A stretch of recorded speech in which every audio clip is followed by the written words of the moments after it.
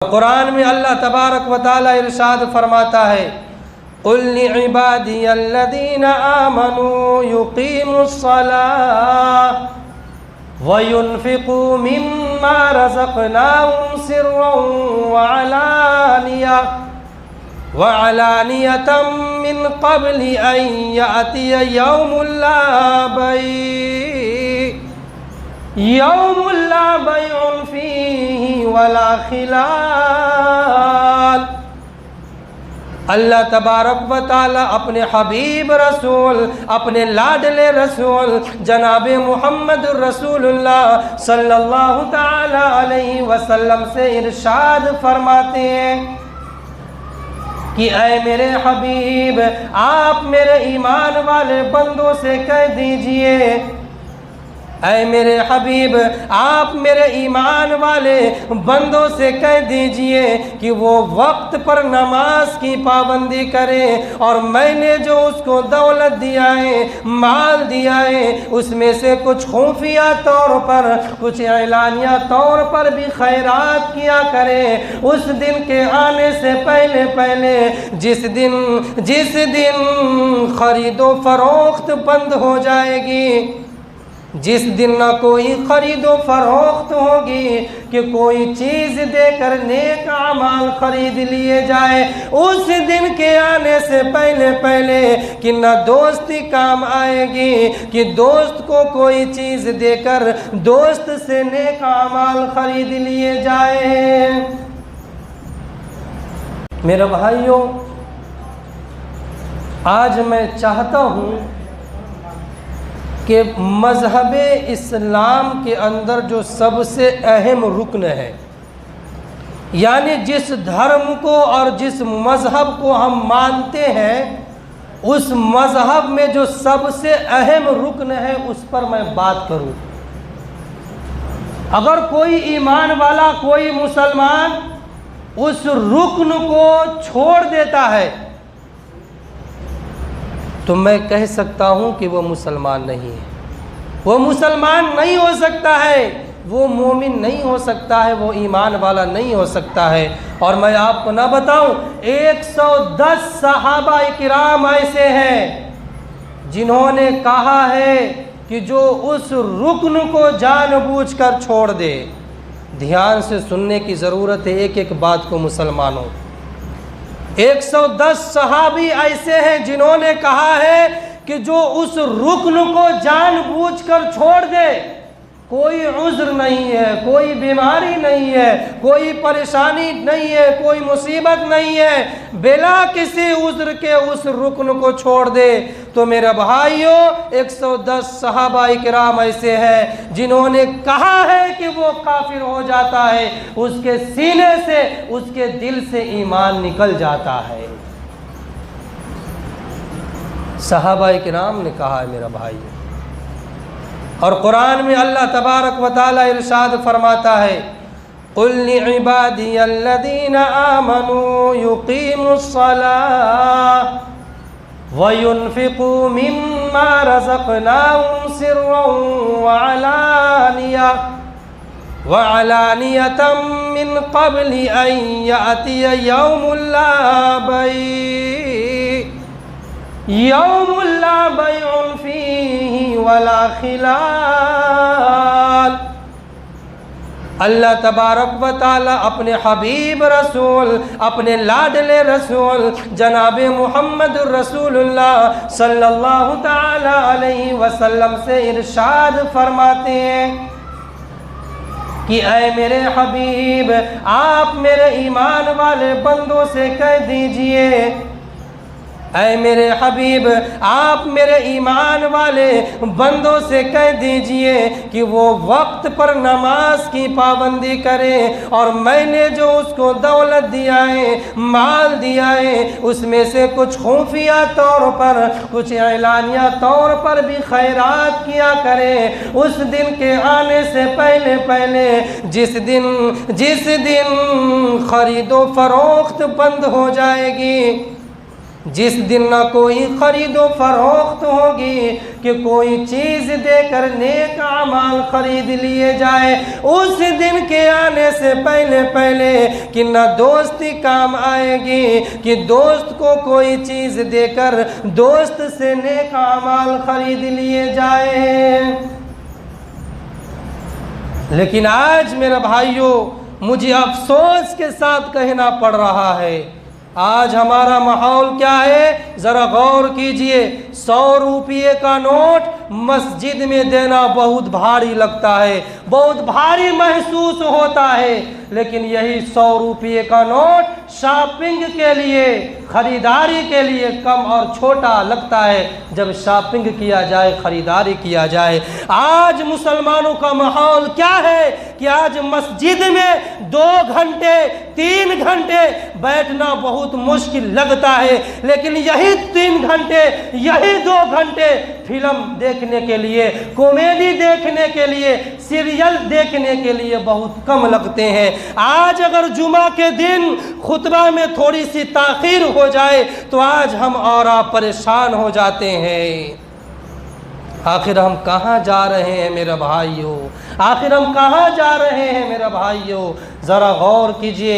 जबकि अल्लाह तबारक व तआला कुरान में इरशाद फरमाता है, अल्लाह का कुरान कहता है, या अय्युहल्लज़ीना आमनू इदा नूदिया लिस्सलाति मिन यौमिल जुमअति फसअू इला ज़िक्रिल्लाह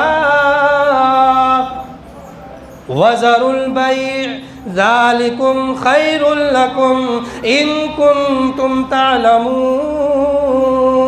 ऐ मेरे भाइयों, अल्लाह का कुरान कहता है, अल्लाह का कुरान ऐलान करता है कि ऐ ईमान वालों, ऐ मुसलमानों, जब जुमा के दिन जुमा की नमाज के लिए अजान दी जाए, जब मस्जिद से हय्या अलल सलाह हय्या अलल फलाह का सदा तुम्हारे कानों तक पहुँचे तो तुम अल्लाह की याद में यानी नमाज पढ़ने के लिए और खुतबा सुनने के लिए मस्जिद में चल दिया करो और अपने ख़रीदो फरोख्त को छोड़ दिया करो, इसी तरह के तमाम मशागिल को छोड़ दिया करो।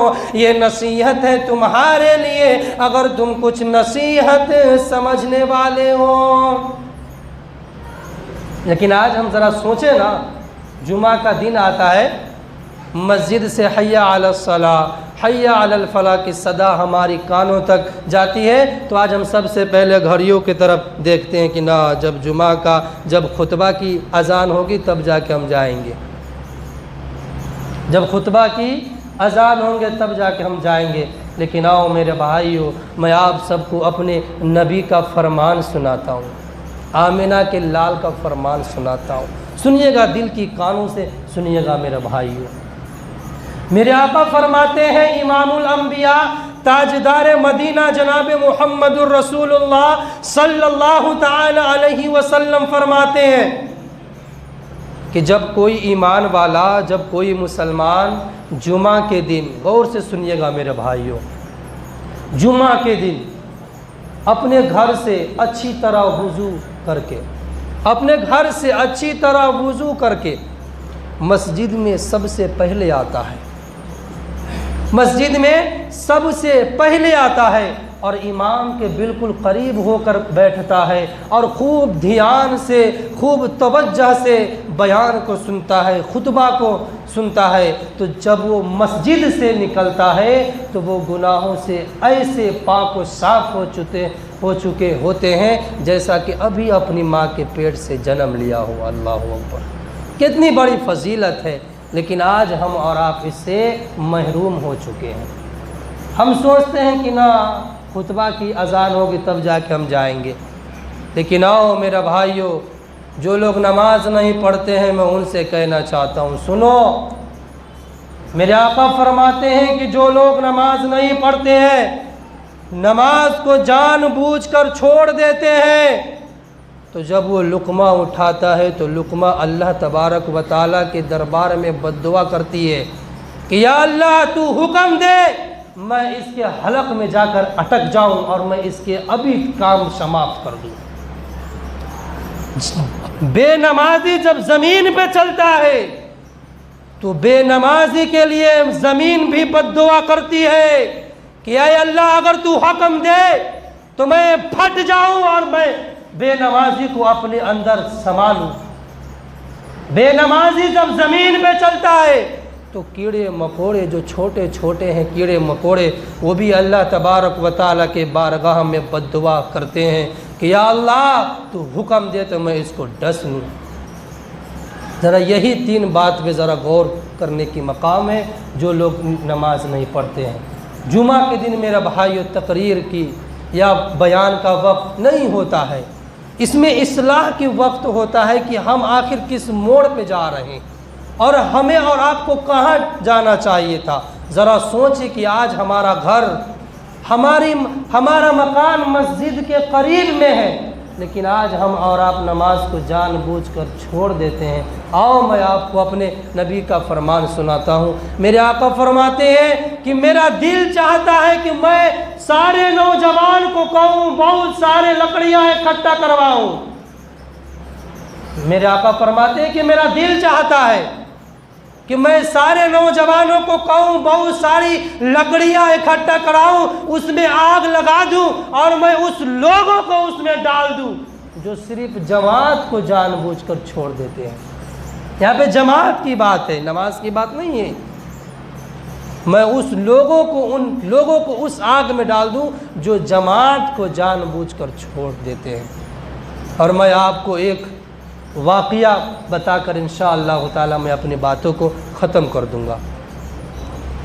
आप लोगों ने नाम सुना होगा ख्वाजा मुईनुद्दीन चिश्ती रहमतुल्लाह अलैह। ये अल्लाह ताला के बहुत बड़े वली थे। इन्होंने एक मर्तबा अपने खादिम से पूछा कि मेरे बताओ अगर तुम कहीं जा रहे हो, गौर से सुनिएगा मेरे भाइयों, अपने खादिम से पूछते हैं कि बताओ तुम कहीं जा रहे हो सफ़र पे, एक साइड से बेनमाजी आ रहा है और एक साइड से कुत्ता आ रहा है। सुनिएगा, जो लोग नमाज नहीं पढ़ते हैं उनकी तरफ मेरी ख़ास तवज्जो है। ख्वाजा मुईनुद्दीन चिश्ती रहमतुल्लाह अलैह अपने खादिम से कहते हैं कि मेरे गुलामों ये बताओ कि तुम कहीं सफ़र पे जा रहे हो, एक साइड से बेनमाजी आ रहा है और दूसरे साइड से कुत्ता आ रहा है, तुम किसके साइड से गुजरना मुनासिब समझोगे, ठीक समझोगे? तो खादिम कहता है कि मैं बेनमाजी के बगल से साइड से गुजरना मुनासिब समझूंगा। उसके बाद ख्वाजा मुईनुद्दीन चिश्ती रहमतुल्लाह अलैह कहते हैं कि नहीं नहीं, बेनमाजी के बगल से, बेनमाजी के पास से नहीं गुजरना। खादिम पूछते हैं आका आखिर वजह क्या है, मकसद क्या है कि आप इतनी सख्ती के साथ बेनमाजी के बगल से साइड से गुजरने को मना फरमा रहे हैं? ख्वाजा मुईनुद्दीन चिश्ती रहमतुल्लाह अलैह कहते हैं, सुनिएगा उनका जवाब। कहते हैं कि बेनमाजी के ऊपर जो नमाज ना पढ़ने की नजासत लगी हुई है, अगर वो नजासत तुम्हारे जिस्म पे लग जाए तो रब्बे काबा की कसम बगैर तौबा के माफ़ नहीं होगा। और अगर तुम कुत्ते के बगल से गुजरोगे और कुत्ते के जिस्म पर जो नजासत लगी हुई है, अगर वो नजासत तुम्हारे जिस्म पे लग जाती है तो उसको धो लोगे तो पाक हो जाएगा। जरा सोचने की मकाम है, गौर करने की मकाम है मेरे भाइयों। इसीलिए मेरे भाइयों, नमाज को न छोड़ा जाए। नमाज हमारे दीन के, जिस दीन को, जिस धर्म को हम मानते हैं, ये नमाज हमारे दीन के अंदर सबसे अहम रुकन है। और मेरे आका ने फरमाया कि जो नमाज नहीं पढ़ते हैं उसका दीन नहीं है, उसका कोई मज़हब नहीं है, और जो नमाज नहीं पढ़ता है वो मुसलमान नहीं हो सकता है मेरा भाइयों। तो बताओ मेरे भाइयों, हम और आप नमाज पढ़ेंगे? पक्का वादा है? बोलिए इंशाअल्लाह। इंशाअल्लाह जब तक इस जिस्म में रूह रहेगी वब तक हम बगैर किसी उज़्र के नमाज नहीं छोड़ेंगे। और ख़ास तौर से मैं नौजवानों से कहना चाहता हूँ, नौजवानों आप बेदार होइए, आपको बेदार होना पड़ेगा।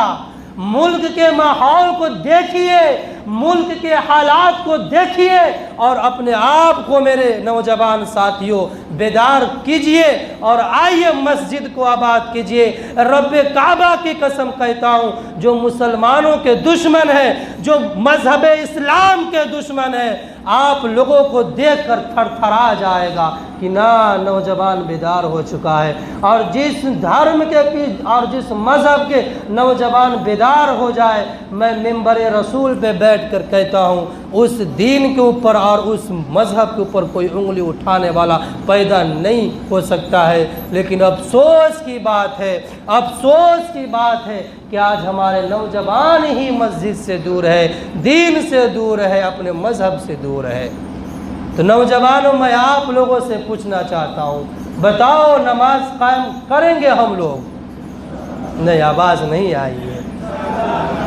इंशाअल्लाह अल्लाह तबारक व तआला से दुआ करे कि हम सबको कहने सुनने से ज़्यादा अमल की तौफीक अता फरमाए।